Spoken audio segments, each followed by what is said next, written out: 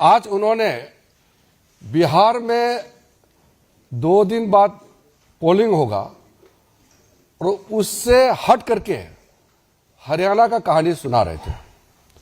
इससे साफ मालूम हो गया कि बिहार में तो कुछ बचा नहीं है, इसलिए ध्यान को भटकाने के लिए हरियाणा के इशू को लेके आ रहे हैं और फजूल के बातें लेकर के एक प्रस्तुतिकरण किया है।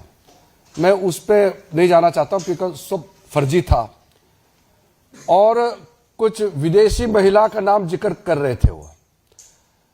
अब चुनाव के समय वो विदेश जाता है, पार्लियामेंट चलते समय राहुल गांधी छुपके से कंबोडिया निकल जाता है, थाईलैंड निकल जाता है।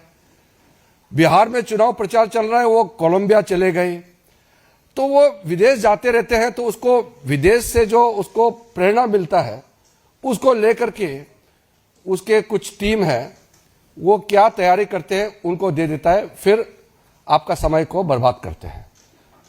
नेता प्रतिपक्ष सीरियस मुद्दे पे बात करना चाहिए, फजूल के बातें पे समय व्यर्थ नहीं करना चाहिए, ये मेरा उनको पहला सुझाव है।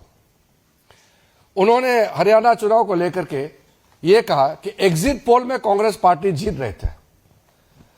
अरे एग्जिट पोल ओपिनियन पोल में हमेशा आप डाउन हुए हैं।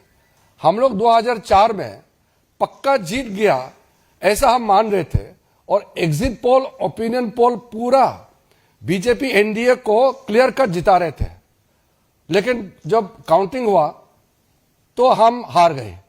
तो उस समय हमने तो रोना धोना नहीं किया, हमने इलेक्शन कमीशन को गाली नहीं दिया, हमने माना और हमने कांग्रेस और उनके जो यूपीए गठबंधन को हमने बधाइयां दी।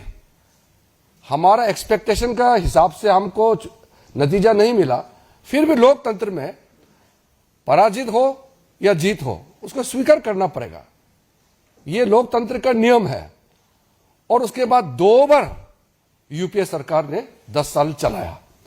हमने इलेक्शन कमीशन को गाली नहीं दिया, हमने ओपिनियन पोल को गाली नहीं दिया, एग्जिट पोल को हमने कभी गाली नहीं दिया।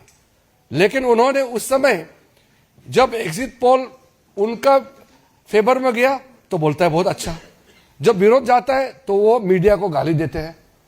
ये खेल तो बराबर हम उसको गलत मानते हैं।